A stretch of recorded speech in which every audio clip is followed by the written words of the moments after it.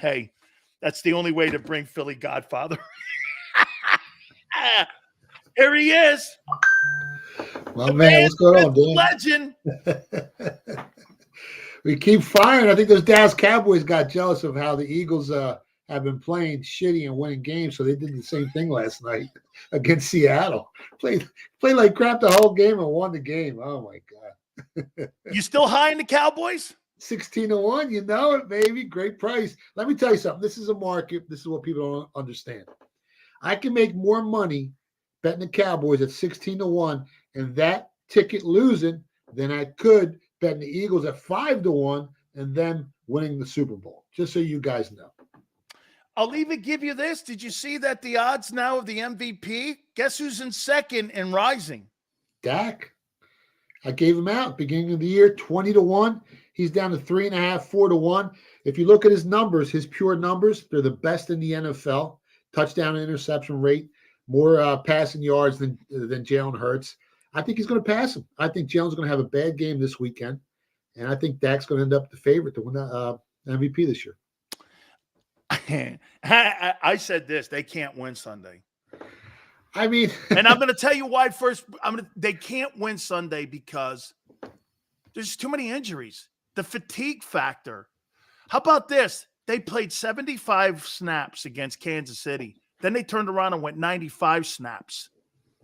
And over the last 4 games, they've given up a total of 430 yards in total offense against on their defensive side. Okay? I mean, they've been out average a total of 100 yards in the last 4 weeks. Where in the world are they going to do that to a team that's got all those weapons coming in on Sunday? I mean, top 5 offense, top 5 defense. You know, Buffalo was 20-1 to win that game before Elliott kicked that field goal. That's how lucky this Eagles team is. Now, listen, this team's very well prepared, and I got to give it to Sirianni. Very well coached. But they are lucky. They do have the best record in the NFL, so you got to give them that. But since they're so prepared, they take advantage when other teams make mistakes, when other coaches, have some brain farts. And, they say luck favors the prepared mind, and that's what the Eagles have been doing all season. They've been seizing the moment. They've let other teams make mistakes, and they've capitalized, and they're 10-1. So you can't argue with success. But against a 49ers team like this, I mean, the market agrees with you. It opened up 49ers -1. They're 8-3. The Eagles are 10-1. They're on the road, and they're a 1-point favorite. Now the line's up to -3 and climbing. So the market thinks San Francisco is the better team this week. It's the first time since 1974 that a team that is 10-1 is a home underdog. I mean, what does that tell you as a guy that's in the business that you're seeing? And by the way, it started 1.5, and like you said, it's 3 now, and there's more money. Could this thing potentially get to 3.5 by Sunday? It's going to take a big chunk. Usually, like if you'll see a line go from 1.5 to 2.5, because when it hits that key number of 3 in the sports betting market, you'll see resistance. You'll see some sharp money come right back and take that 3. Well, guess what? It's not happening here. The sharp money isn't looking to bet the Eagles here at +3, which surprised me a little bit because it's such a key number. To get to 3.5, you're going to need some whales that are sharp to go into the market and keep betting San Francisco. So it's going to take some big money to move off that key number of 3. What do you think the score is on Sunday? Man, I think Hurts goes under his passing yards. I think Purdy goes over. I think Kittle has a big game. Ayuk. I think Debo has a monster game. We all know the difficulties this pass defense has had against some of the better quarterbacks. Now you're playing a pretty good quarterback in Purdy, who's got the second best numbers of any quarterback in the NFL this season, and a stacked offense, McCaffrey. I mean, you name it. How do they cover all those guys? I think San Fran wins by 6. I think it's like a 26-20 game, something like that. Here's to your point. Eagle defense, 29th in pass defense. They've gone down to 3rd from being 1st to 80. Actually, the 49ers are 2nd in rush defense and 1st in points allowed. So, I mean, if you think about it, the last 2 weeks, the Eagles have given up 170 yards in total rushing offense. I mean, so that thing's even starting to look a little bit suspect. Now, and we're not talking about two dominant running teams. Yeah, and you got some revenge from last year's playoffs when they just ran right through that San Francisco offensive line and they destroyed Purdy. And now the Eagles a little bit wounded on that offensive line. You know, is Lane Johnson 100%? Is he 90? Is he 80? Is he 70? You know, San Francisco's they're tasting the blood, so they're going to go after Hurts. They're going after him coming off a bye. Coming off a bye. They're really healthy. The Eagles aren't. This is a dangerous game for the Philadelphia Eagles. If they just lose and they come out, you know, not banged up, that's a great thing for this team. But if they lose and come out all banged up, it makes it even worse. How about this little dynamic? They lose this game, get banged up, going to Dallas and lose. Then you're fighting for home field. The good thing is then I think they play who they play? They play Giants. Seattle. Then they play the Giants, Arizona. But they have to travel to Seattle. Yeah, that's a tough game. I mean, they played pretty good last night in Dallas. So at home, they're going to be even better. Yeah, anything can happen. But, you know, the last 3 games of the season are kind of easy for the Eagles. They can cruise with those 3 games, even though you got 2 division games against the Giants. And as bad as they are, I mean, division games are wacky each and every year. So it gets interesting. I think the Eagles do win the division. I don't think they win the conference, though. I don't think they get to the Super Bowl, man. I really don't. Who gets to the Super Bowl? Healthy, I think San Francisco is the best team in the NFC. The Cowboys are right there with the Eagles. But if the Cowboys face the 49ers in the playoffs, bad matchup. You know, they look great passing the ball against the Eagles, but that 49ers pass defense is one of the best in the NFL. What do you think is the NFC Championship game matchup? Oh, man. I'm hoping it's San Fran and the Cowboys, tell you the truth, but that's not going to happen. The Eagles can get there. I don't think they can win it, though. See, I picked the Eagles to lose to the Cowboys in the NFC title game. I don't know if the Cowboys can beat San Fran. It's after what we saw earlier. Yeah, styles make fights in boxing, and the same holds true in the NFL. You know that. Absolutely. All right, let's take a look at some of the games. Also, too, there's a lot of great college national championship implication games, too, because of the conference title games. We'll look at this thing here. You know, Indianapolis is still hanging in there. I mean, they're right there. Isn't that crazy? I think Shane Steichen's really done a nice job. Tennessee's packed the U-Hauls up here, so I don't know what the number is on Indianapolis, but they travel to Tennessee. It's a divisional game. And who would have thought that Gardner Minshew is in the running for being a playoff quarterback here? He's playing great. You got to give it to him. What he's done coming in that backup role. And this game, Tennessee was a 1-point favorite. Now the Colts are a 1-point favorite, so that flip-flop.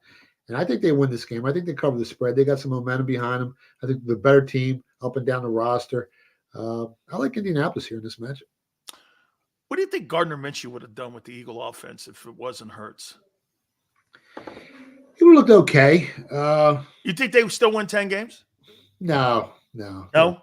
You need Hurts' legs. You need that 4th and 1 tush push to extend drives. You know, Hurts is a great athlete. He's a great football player. He's not only a passer, but he's a really good quarterback because he gives you so many different ways to win the game, where Minshew doesn't give you that, those options. Here's a little bit of history in this Charger-Patriots game.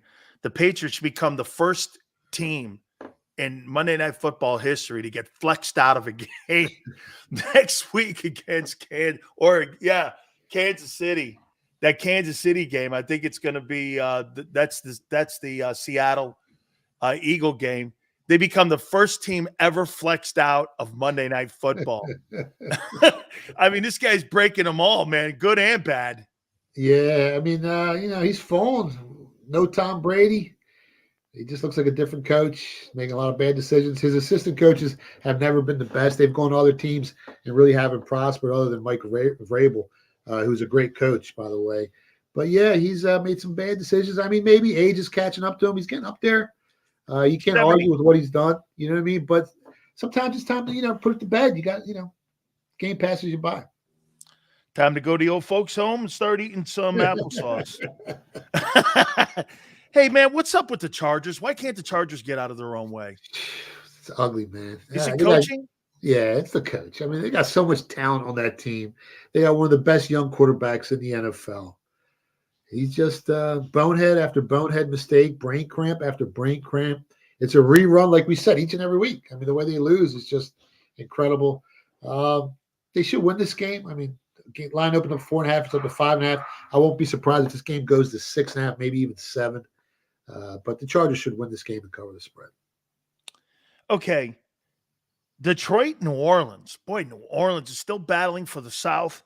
Detroit's probably battling for respectability. They're kind of still in it. I think that Dallas game down the line with them is going to mean something. Detroit, I'm still trying to figure them out, kind of who they are. Are they a contender, or are they a team, or are they like last year's Vikings? I mean, I bet them at the beginning of the season to win the division, which looks like that's going to happen. But they're kind of bipolar. You don't know who you're going to get each and every week. I mean, they beat the Chiefs to start off the season. They've had some good wins. They've had some blowout losses. This week, the line was -3. It's up to -4. Saints still have a pretty good defense. I just don't trust the Saints quarterback position right now. It's ugly. I think the Lions get the job done. I think they cover the spread this week. And you know, too, about this Atlanta Jets game, if the Jets win this, it means Rodgers potentially could come back. And you know what? How about this? I don't know what happens in the end of the season here, but if somehow the Jets, because look, you still have the Colts, you have the Browns, you have teams in the bottom end of that AFC bracket where the Steelers, Texans, I'm not sold on any one of those teams holding on to a playoff spot. And if the Jets somehow, I mean, and you get Rodgers in there, I mean, would it be worth putting Rodgers in there? Because again, I think this Jets game, I think this is their season, whether or not they're going to, because what would be the end game to put Rodgers in next week if they lose this thing? There is one of the worst offensive lines in the NFL, one of the worst offenses in the NFL. Bringing him back, if you make the playoffs, well, what if he gets banged up again and you lose him forever? You know, that's the gamble you're going to take here. And they're on the outside looking in. If they were borderline, yeah, you know, maybe you bring him back, but how healthy is he? Is he 75%, 60%, 80%? That's the other issue you got. I don't bring him back. I think if you bring him back, he might go right back out. No, I don't bring him back. I think the season's over for the Jets. The Falcons here in this spot, they're a much healthier team. If you look, and they're leading the division right now. Yeah, well, I took them at the beginning of the season to go over 8 wins, so I'm hoping I can catch that ticket on the Falcons. But at +3 with that defense, they can keep you around. If it gets to 3, right now it's at -2. It's tough betting on this Jets team because they can't score. And Atlanta has a pretty good defense as well. When you look at their opponent yards per play metric, top 10 in the NFL. So if anything, there's some sharp money on the Jets. I haven't bet it yet, but there is some sharp money on the Jets here. Well, you just got to get all shroomed up. He'll be ready to rock next week. He gets some of them magic mushrooms here. Okay, here's Pittsburgh again. Arizona at Pittsburgh. Arizona's just horrible. Pittsburgh is at home here. Probably not a game to put anything on here, but are you buying the Steelers? Is it just great coaching from Tomlin on why they're where they are right now? Great coaching. They seize the moment. They create turnovers. And when you win the turnover battle, you win games. And that's what it comes down to in the NFL. You can give me every metric, best offense, best defense. If one team turns the ball over 3 times and the other team doesn't, well, the team that didn't turn the ball over is going to win that game no matter how good your offense or your defense is. So they've created their luck. They've played some pretty good football. Their offense, obviously, not the best. It's a big spread here, 6.5. If it gets to 7, I'll probably be looking to take the dog. The whole world is going to be betting Pittsburgh here. Everyone gave up on Arizona. But if you can grab 7 points on Arizona, I think it's got a shot. Miami and Washington. Are you buying Miami? Their corners, they get Ramsey back. They're playing better on that side of the ball. They look better than when again, everyone's going to assume that I'm taking a shit on the Eagles when I say this, but they look better now than they did going into that Eagle game. And now they look better right now. Am I right? They're a lot healthier. And listen, you can't shit on the Eagles. They're 10-1. What we do is we point out their weaknesses, their inconsistencies, and we point out the fact that they've been the luckiest team in the NFL, but they're still 10-1, so there's no way to shit on the Eagles. Miami was in that game. The penalties, a little lopsided when they played the Birds there. Like we mentioned before, Tyreek Hill dropped a touchdown. Tua threw an interception into the end zone. I mean, it could have went either way, but they're the real deal, and they're getting healthier. They're getting better. They got a great coach. I love their coach. This is a big number, though. I think it's 10 on the road. Was it 9? Yep. That's a big price, man. And Washington, if they don't turn the ball over, they can hang around. But that's a big if here against a team that's really rolling.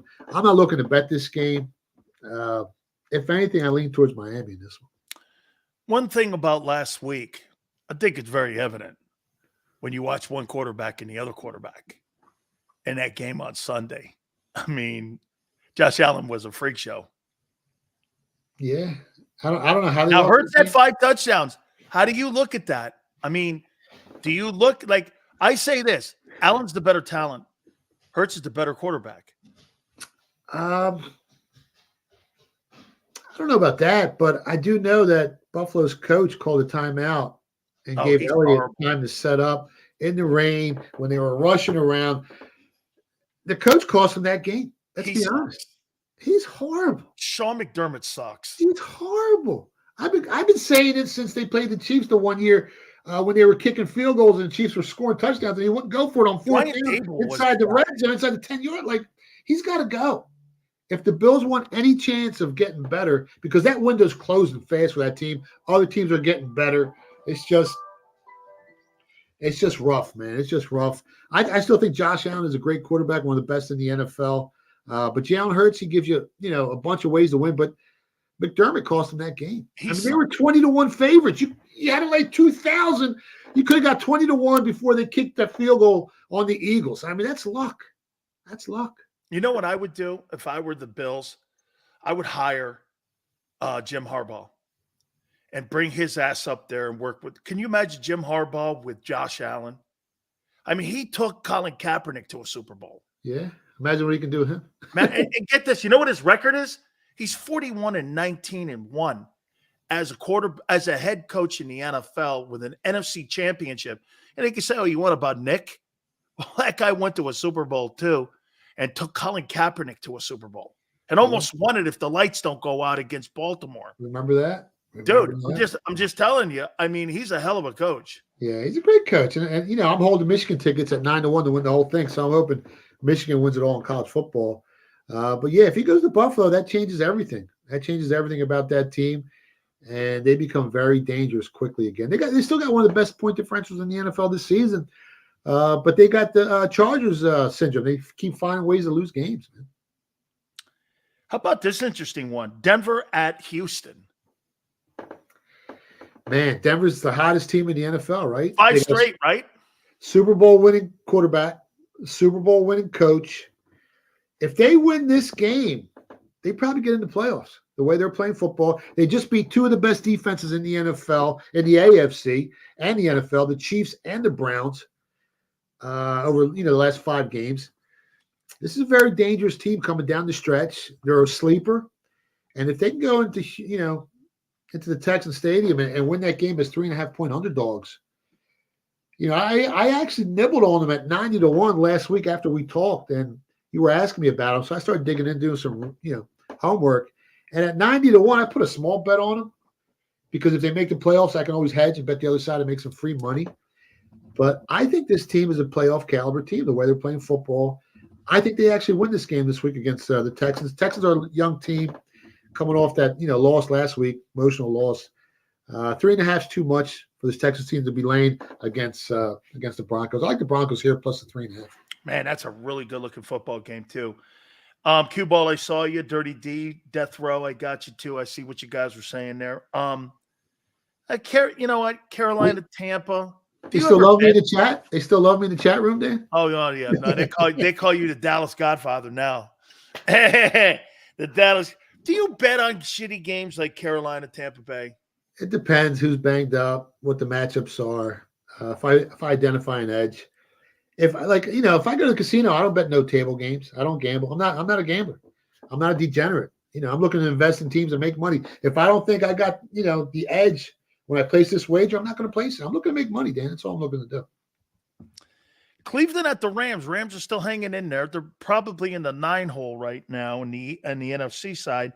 And Cleveland's in the playoff pictures. Quite a job by Kevin Stefanski with some guy from Temple being the quarterback or whomever's in there. I don't know. Who's in this week? Flacco, right? Yeah. Oh, yeah. I don't know who's in there for Cleveland. Bernie Kosar, sure.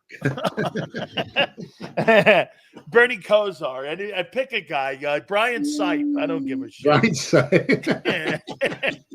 Pick a guy, man. Browns and Rams. I mean, that defense is awful good. And I got to tell you, I think Jim Schwartz, he's done a hell of a job. They got the number 1 unit in the league. Yeah. I just wish Watson didn't go down. I got 39-1 tickets on them as well. Rams are laying 4 at home. I think it's a big number when you're playing arguably the best defense in the NFL. I think Cleveland can hang around.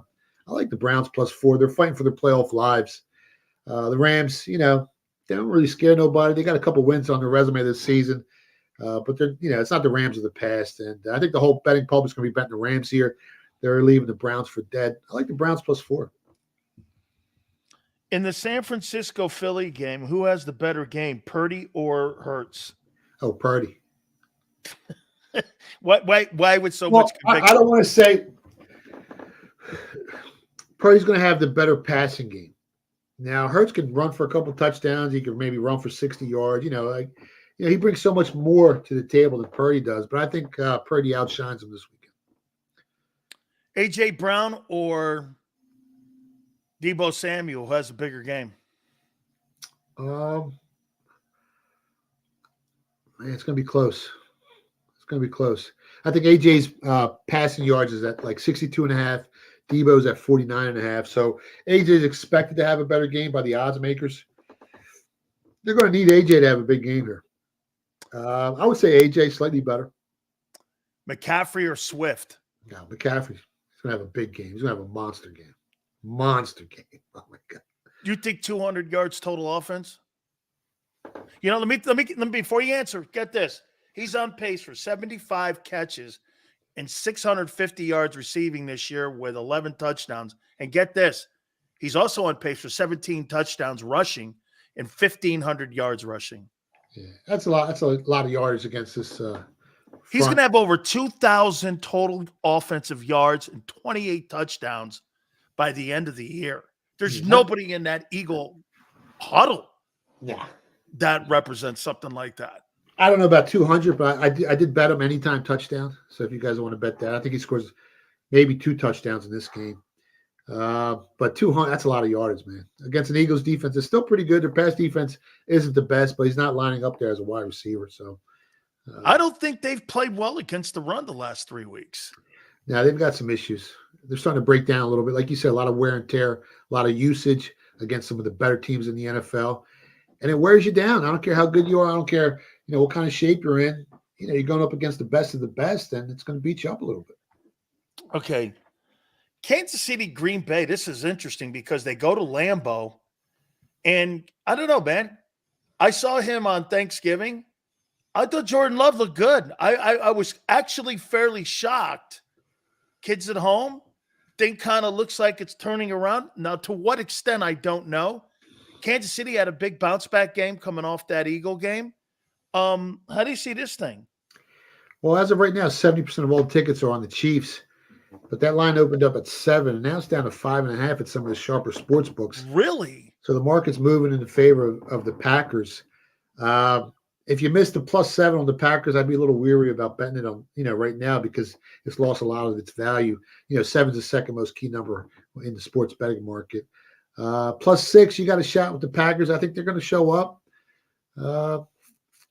At this current number, I'm not looking to bet it. But if the game goes back to 7, I think the Packers are the right side at +7. That's exactly right, senor. Love was good. He was bad. Then he's turning it around. That's what his season has been. Am I wrong? Well, if you guys remember, isn't that how he's played this year? Yeah, but there's stuff that happens along the way. Like their offensive line got all banged up, and now they're healthy again. Well, he's going to look better, right? I mean, it's just common sense. You know what I mean? And I think he's just because he's young, he's just wobbling right now. So thank you, senor. Appreciate it. Let's do. Hey, by the way, the Monday night game. Oh God, so Jacksonville. Are you still buying Jacksonville? They're 8-3 against the spread. I bet them to win their division at the beginning of the season. I took a flyer on them. Ended up with the best record in the NFL at 20-1. I actually tied them into a bunch of teasers this week. I had the Jags, Cowboys teasers, a couple other teams I mixed in there. If you want to put them in a teaser, right now it's 8.5. It's probably going to close 10. This Bengals team, even though their defense is still pretty strong, but offensively they look like they got some issues with that quarterback. And the Jags are the Jags. If it gets to 10, I might look to buy some back on the Bengals because that's it's a lot of points in the NFL. But as of right now, if you can tie Jacksonville in on 6 or 7 point teasers, I think you cash some money. One more thing, NFL. So if you had to put your money on a guy winning the MVP, you're taking Dak over Jalen. I have him at 20-1. I mean, you want me to bet him again? No. I mean, no. Here's what I loved about today, though. After that game last night, you see where the money's on Dak right now. Oh, I want to show you this and see. This is what these idiot fans from Philadelphia think, and what is so preposterous with these idiots that they think because Hurts is playing great ball, which he is. No one's debating that. But here's what people are debating. Has Dak Prescott been the best quarterback this season? That's on a debate show that they're debating right now. Yeah. They're not talking about has Jalen Hurts been the best quarterback all year, which is true. Look at the people he's beaten. Yeah. But this is what they're talking about.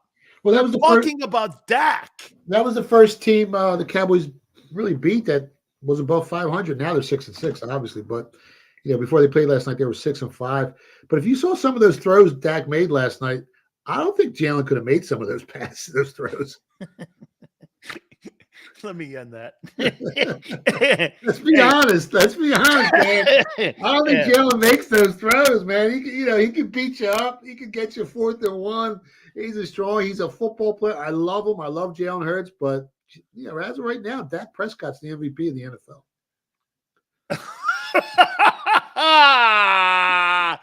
All right. I don't know if the game is kicked off yet, but Oregon, Washington, Pac-12, what do you got tonight? The spread's up to 10. You got a 12-0 team getting 10 points. Oregon's underdog by 10? Now, Oregon's a 10-point favorite. Wait a minute. Oregon got beat. I know. But they've been playing some great football. There's something going on with Michael Penix. He's not 100%. Over the last 8 games, they haven't beaten anyone by more than 10 points. They've won 8 straight Washington, but they haven't beaten anyone. Wow. Yeah, so they're the bookmakers are begging for Washington money here. Oregon's probably going to win this game. I don't know if they cover the spread. People talk about how great their defense is, but they've played some of the worst offenses in college football this year. That's why their defensive metrics look so good. When they played Washington, they gave up 36 points. When they played USC, they gave up 27. And in both those games, Washington and USC lost the turnover battle. So when they played teams in the top 5 in the yards per play metric, they gave up a ton of points. Now, it's easy looking good against bad offenses. But again, they've given up 15.9 points per game on average, Oregon's defense. But when they played Washington last time, they gave up 36 points, and that's who they're playing today. So who cares what they're giving up against bad teams? You know what I mean? I'm stuck between a rock and a hard place. I got Washington to win the Pac-12 before the season started at 5-1. I got Jaden Daniels at 12-1 to win the Heisman. So a couple of weeks ago, I kind of hedged a little bit. I took Bo Nix plus 110 to win the Heisman as well. This way I can't lose any money. I might not make no money because now that Oregon's a 10-point favorite. I think Oregon wins. I don't know if they cover the spread, but I think Oregon wins this game. I'm going to start calling you Philly the Greek. Like Jimmy the Greek, okay? Philly the Greek, okay? I mean, I don't know, man. You kind of like got a little Jimmy the Greek in you there, man. This is the best part. Also a Greek guy. So, I mean, Philly the Greek. I like it. This is the best part. I gave all those selections out on Twitter. They're all documented. They're all verified before the season started. I show my tickets. When I tell you I bet $3,000 on Michigan at 9-1, I show you a real ticket. $3,000 on Michigan at 9-1 before the season started. When I tell you I bet Dak at 20-1 to win the MVP before the season started, I show you the tickets. I bet under 12.5 interceptions. I bet over 26.5 touchdowns for Dak. It's all documented, brother. It's all real. He is the Elon Musk of bettors. He just tells the truth with no trademarks. That's it. I watched that thing today with him telling Disney to go F themselves. It was iconic. That's Let the me go best here ever. with this one. Oregon State or Oklahoma State versus Texas in the Big 12 title game. Well, Texas needs to come out and blow this team's doors off. I mean, they got to win this game by like 30 points to let everyone know Because of they FSU. belong. Yeah, they belong in the playoffs. And if Alabama shocks the world and beats Georgia, because that line's starting to drop, it went up to 6.5, and now it's back to 4.5. There's some sharp money on Alabama, and if Texas goes out here and blows this team's doors off, the line's 15. I'm not looking to take Oklahoma State. I bet Texas in the first half. I bet them full game. I think they come out here and they destroy this team, and they're going to have to if they want to get in. If they want to flex those Texas muscles, they're going to have to beat them. Don't you agree for the SEC title if Bama wins, SEC gets 2 teams in? I think so. Yeah, absolutely. Absolutely. The problem is if Florida State wins, that line went from 4 to a pick 'em now. Florida State's back to -1 against Louisville. It's a pick 'em game against Louisville. Wow. So how do you keep them out if Florida State goes there and beats his team by double digits with their quarterback who hasn't thrown an interception? He's been serviceable with that defense. As a nucleus, that team's one of the better teams in college football. And you can't justify not putting FSU in, and then justifying when Cardell Jones went in for Ohio State a couple years ago when they lost their quarterback. You're assuming that they're not the same team.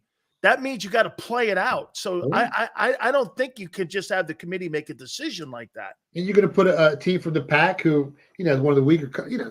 Oregon's a good team, Washington's a good team, but they're both. If Oregon wins this game, they're both going to have one loss. How do you not put Florida State in? You have to put them in if they win this game. Yeah, I think personally the next one here, Michigan, Iowa. Michigan rolls them. The line was 23. I took Iowa plus 23. I think Michigan takes their foot off the pedal a little bit. I think they just want to go in and get out with a victory, no one getting hurt. Total is only 35 points, so they're not expecting a bunch of points there. I think this is Iowa's Super Bowl. They're going to give it everything they have. One of the worst offenses in the country, but their defense is really, really good. I think 23 points is a little too much, especially if Michigan's up 20 going into the fourth quarter. They're going to take that foot off the pedal and just cruise home. And I think Iowa gets the job done plus 23. How about I say this to you? I think Alabama beats Georgia, and the Final Four: Bama, Georgia, Michigan, and FSU. That'll be a great playoff. I like it.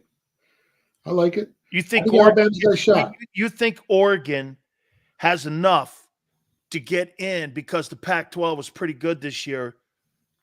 Because FSU would be look, Bama and FSU would be considered there. But I think because what did the Alabama-Georgia win nullify the Texas loss? I mean, how do you not put Texas in if Alabama beats Georgia? It gets so wild, man. When you start breaking it down, well, what if this and what if that? I know. They got a tough job on their hands. And listen, Georgia, they've looked vulnerable at times, but anytime they played a ranked opponent this year, they've destroyed them. I think their average margin of victory was like 27 points. Anytime Alabama played a ranked team, their average margin of victory was 14 points, other than that loss to Texas. I don't know. The SEC is the SEC. Michigan's Michigan. And then the other teams, I guess you're just going to have to flip a coin, right? Who are they going to put in? Tell the folks how they get in touch with you, my friend. Yeah, follow me on Twitter at Philly Godfather. You can stop by my website, thephillygodfather.com. And we have our show every Thursday from 6 to 8 p.m. It's on Sirius XM, Sports Grid TV, JAKIB Sports on YouTube, and we live stream it at Philly Godfather. And go Birds!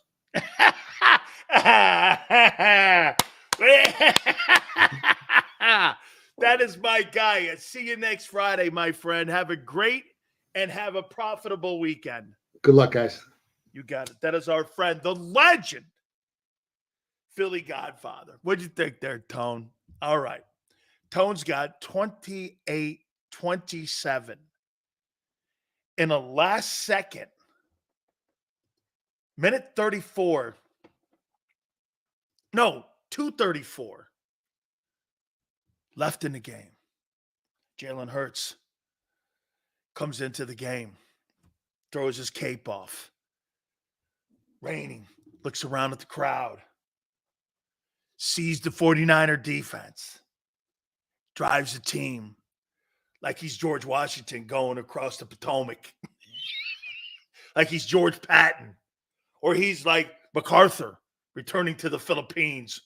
This guy's driving down the field, looks around, takes the ball in.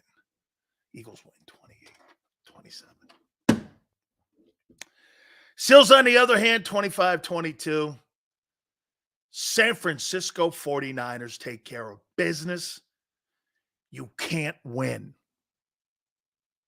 You can't win, Rock. Xander, Big Joe, Tone. Your fighting eagle is Tone. And he's fighting for you on Sunday. 2-6 on Monday. We will see you then, and we shall see you on the flip side.